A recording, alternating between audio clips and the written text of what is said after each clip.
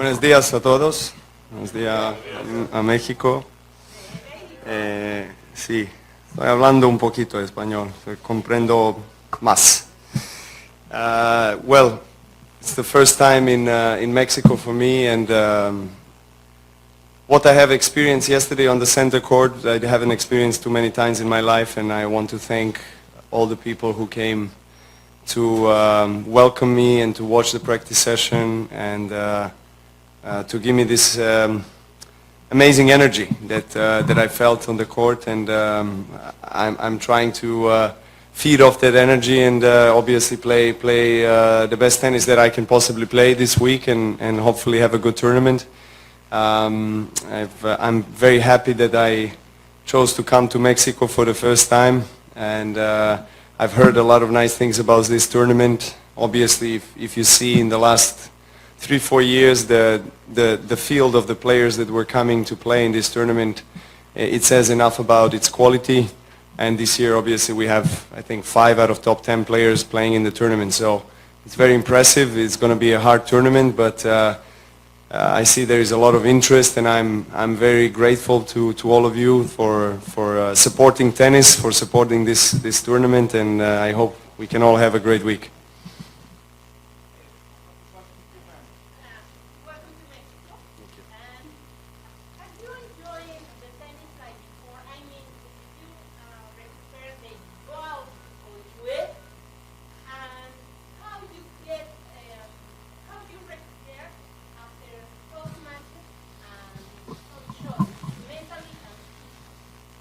Well, first of all, I mean, you know, for me, it's essential to have the joy of playing and the love and passion for the sport. If I don't have a passion, you know, it's hard to play. It's hard to do anything in life if you don't have passion for what you do.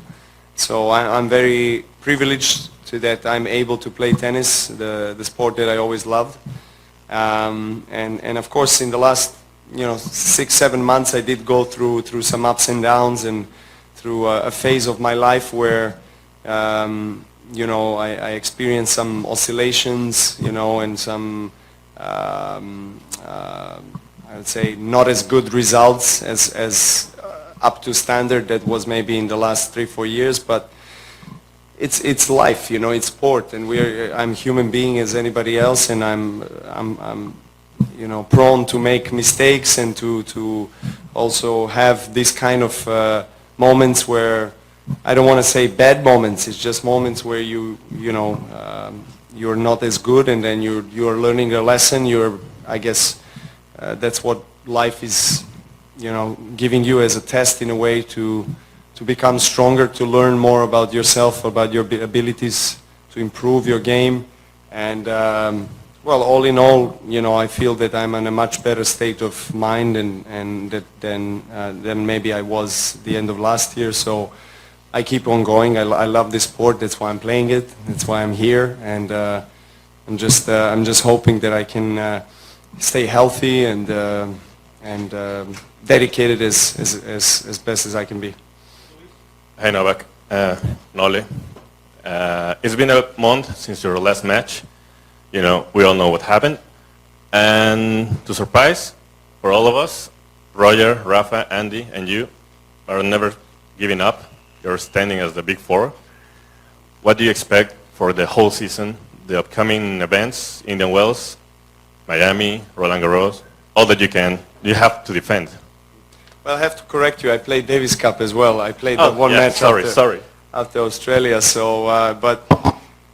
look, I haven't experienced the first week Australian Open loss for many years. I was very fortunate to play very successfully and very well in Australian Open for so many years, and it has been historically my most successful Grand Slam. I won it 6 times, and played some amazing tennis throughout the years. But as I said, and the question, as I answered on the question before, I mean, it's kind of normal and expected to go through those times when you are not playing as best as you can, maybe as best as you want to be, and maybe the opponent has an amazing day. It's sport. You know, you have to deal with it, and you can always learn much more from the losses. You know, you can always reflect on, you know, the things that you've done wrong, and try to change certain things and adjust and improve and make some tweaks that is gonna eventually result as a positive thing for you in the future. Because when you are winning, even though you're winning ugly sometimes because you have those matches, you don't reflect on the certain things that need some doing, you know, that need some work. So there's many times that you just, you know, kind of work your way through the match or tournaments, and you win, and you think, oh, everything is great, but you know, you're not maybe playing up to the standard that you should. So that's the way at least I look at it. It's my approach. Of course, everybody has a different mindset, and I always try to see it from a brighter side. And you know, it's a lesson that was given by, you know, by life, by God. So I keep on going, and I keep giving whatever I can give. Hi, Novak, here in the middle. Well, as you say, you were kind of used to like win Australia for the last years, but after you went out like early, how do you like get used to recover? Sorry. I'm just joking. Like I said, you said how do I used to, and I said the winter in Europe, because I haven't spent much of January in Europe in the last 7-8 years. Okay. But, to recover, you said, yes? Sorry. Yeah, and how do you see like these next months of the season when you have to defend a lot of points, like starting in Indian Wells, and obviously like obviously later Roland Garros and all the Masters that are before Roland Garros? Well, to be honest with you, it's not the first time that I have to defend this much points. I've been in this situation for so many times in my life, and you know, it is the burden that you have to accept, and you have to deal with it. You have to just try to fight for the trophies and for the matches equally as everybody else does. And you know, it just depends what kind of mindset you have. I don't try to approach tournaments where I'm defending champion as defending something. I'm you know, trying to draw a line and start from scratch as anybody else, and race to the trophy. So from zero, basically, with whoever is on that tournament. So it just depends what kind of perception in your head you have. But you know, for me, it's always chasing something rather being the chased one. Yes, hello, Novak. You are one of the most popular players in the world, but especially the children follow you. What message give to the children about success, fail, and the life? Thank you. Well, this is the biggest compliment and nicest thing I can hear, you know, that children follow me, and that children look up to me, and because that's, you know, that brings me joy. And obviously the best thing that I can say to those children is keep that smile on the face and keep the joy in life, because that's what children are all about. So that's why I love being with children, because that's what they bring to you. They bring this pure feeling of happiness and joy, and just the most beautiful emotions. And yesterday there was a lot of children on the court, and I could see how much they enjoyed watching tennis. Days when I was as young and looking up, so you know, I try always to dedicate as much as of my time I can, possibly quality time, to the children, and you know, interact with them, because it's important. You know, it gives them a lot of I would say inspiration, you know, to maybe one day become tennis players or athletes or whatever, successful people in life, whatever it is, you know, because children's mind it extends to the, you know, to eternity. You know, we can't even comprehend, you know, so it's beautiful that there is a lot of children around. Hi, Nole. We all saw the warm welcome Mexican fans gave you yesterday, but let's talk about the court and the conditions. How did you feel yesterday on court? Look at this. Yes, exactly.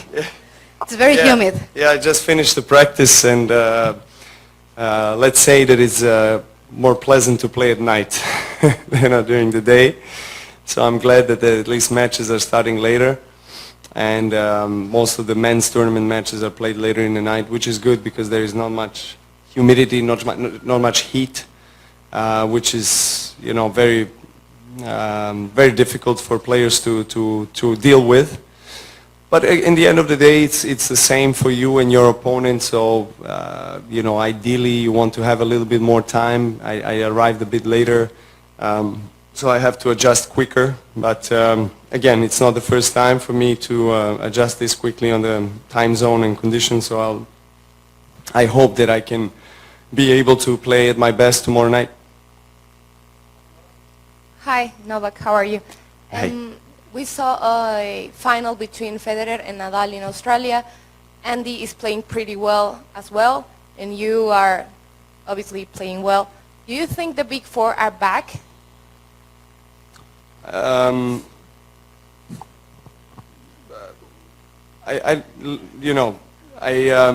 never thought that we have left anywhere.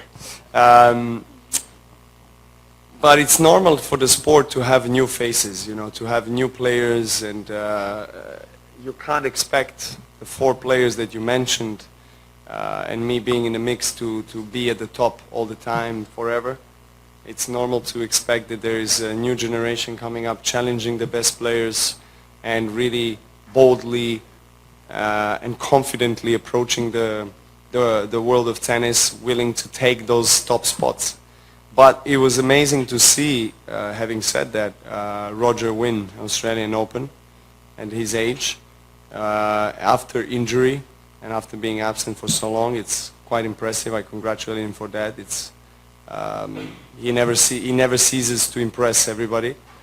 So that proves that you can still play on a very high level, the highest level in sport in that age here in tennis. That is very demanding sport.